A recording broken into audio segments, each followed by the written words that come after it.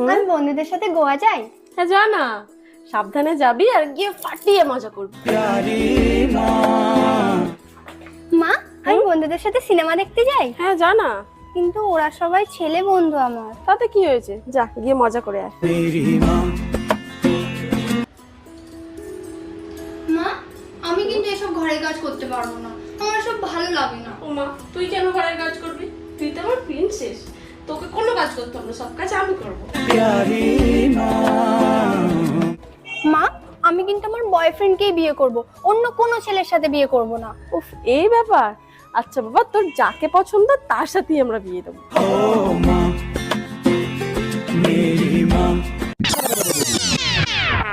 এটা স্বপ্ন ছিল।